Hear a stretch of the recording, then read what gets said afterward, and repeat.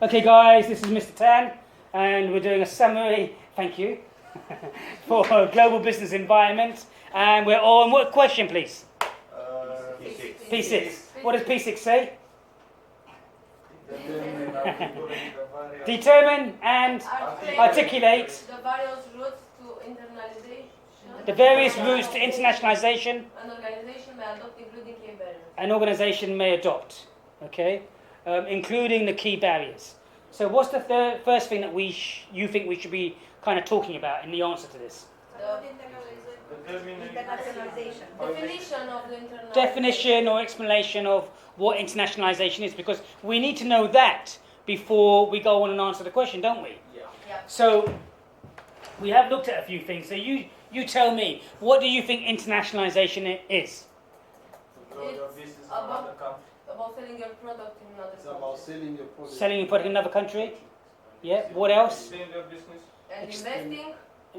Market penetration. Market penetration to another country. So some definition includes growing tendency of corporations to operate across national boundaries, Yeah. or marketing and computing an approach of designing products and services that are easily adaptable to different cultures and languages, with an aim basically of selling those products in another country, Yeah. by meeting the needs of your customers. Okay. We've also got internationalization as being designing the product in such a way it will meet the needs of the users in other countries. So really, looking at your overall marketing strategy to go into that country. Why are you going in there? Obviously, conducting a PEST, SWOT, Porter's 5-Force model, looking at your marketing strategy in terms of segmentation, targeting and positioning, and then using your marketing mix, your product, price, place, promotion, people, process, and physical evidence to meet your marketing strategy. Yeah? In that country, meeting the underlying needs of that target market, of those customers who you want to sell those products to in that marketplace. Okay? In another country. Good. So once we've looked at what we think internationalization is, we then need to kind of move into what? The key barriers to international. Yeah, we're going to link into the key barriers. Why are we talking about the key barriers now, before the routes? Because it's important to know what is the key barriers before you start to Yes, to so- sell your product in other countries. Good. So the key barriers are important because the key barriers are going to influence the routes you will take. Yep. And the routes you can take as a company, depending upon your company itself. So you tell me, what are some of the key barriers to going into market your products in another country? Capital and your cost. How much money do you have? The amount of money that you have, the amount of cash flow you have, or amount of money you've got coming into the business that you've got to set up a new business in another country will determine what route you can take. Yep. And also, the amount of risk you want to take with that capital will also determine what route you take. The degree of risk your company wants to take. Yep. What other factors, what other barriers? The currency fluctuation. The Currency fluctuation. currency fluctuation, which could determine whether you make a profit in that country or not. If the fluctuations are too unstable and fluctuate all the time, in one quarter you could be making a profit, but because of fluctuations, you could be making a loss purely on that if you're importing your products into that country, which could then again determine and influence the route you take if there are lots of currency fluctuations. What other barriers, please? Logistics. So, what are the logistics? How long does it take? If you're selling to Dubai, how long would it take from the UK to Dubai? Yes. And how long would it take for you to get these products to your customers? And how much stock would you need to invest? And how are you going to do it? Again, all of this is going to influence the route. What else? What other factors? Taxes. Yes. What are the taxes of that country?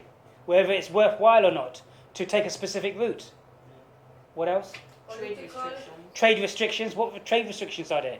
If we're in the UK and Brexit comes along, and then UK manufacturers have to then pay loads of tariffs selling the cars, distributing the cars into Europe, then maybe it's better for those car manufacturers to go into Europe and manufacture their cars there, so they don't have those tariffs.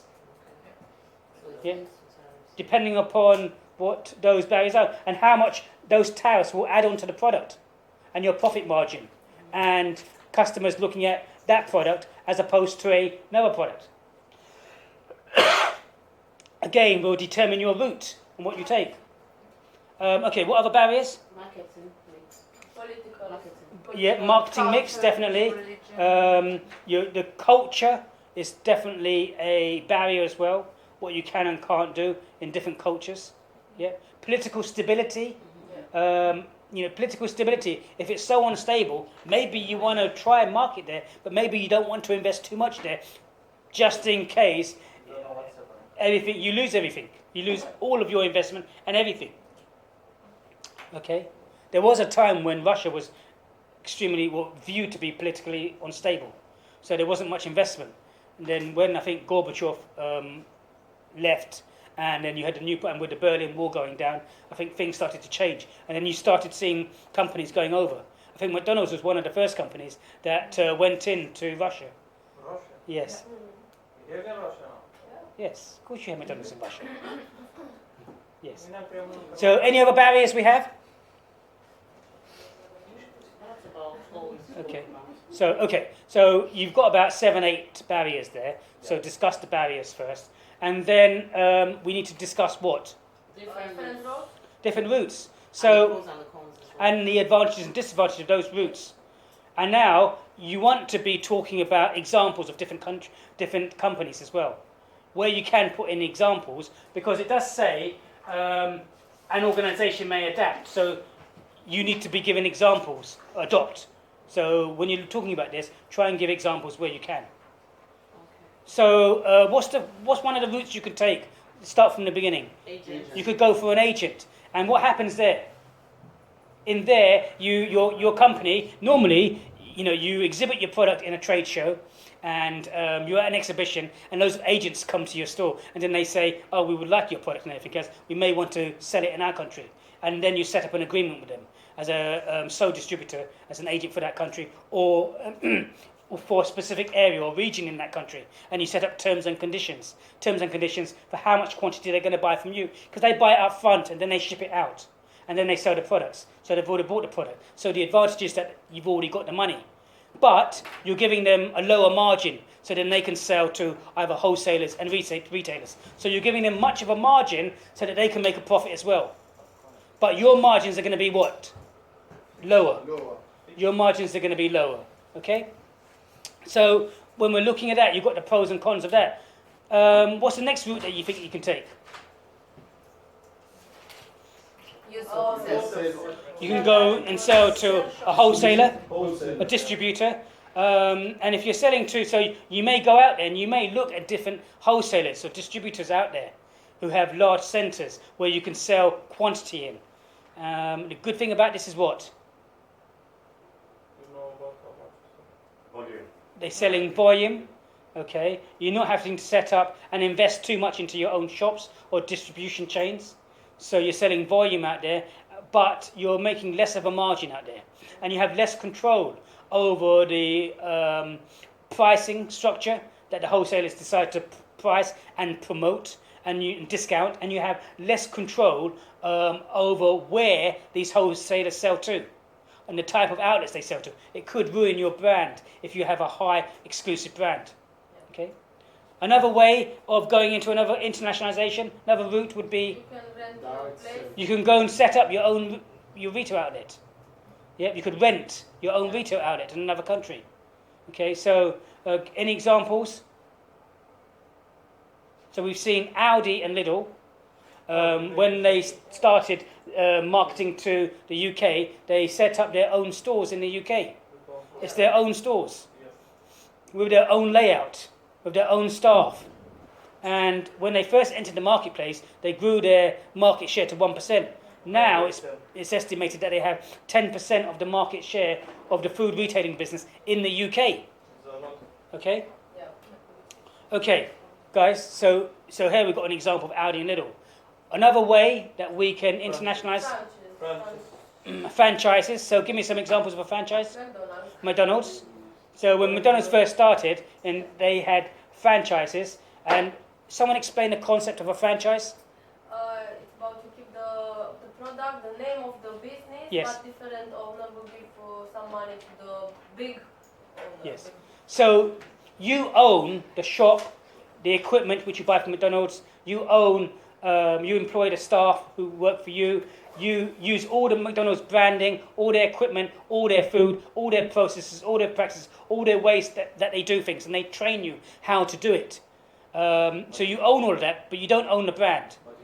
You kind of like rent the brand, but you give a commission or percentage of your sales, however the contract is worked out. You're the agent. Okay. I think also the KFC is the same. Yeah. All of them. Right, Burger so- King, so- KFC. But that's another way that you could take. The advantages of that is, You need to pay to them. okay, Security.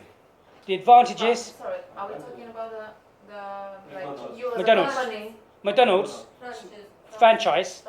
So the advantages to the company, McDonald's, offering a franchise, With profit. they make the profit, they sell all the equipment, they sell the processes, all their food is sold there, They still have and they get, control of the McDonald's time. It's extend the brand. and they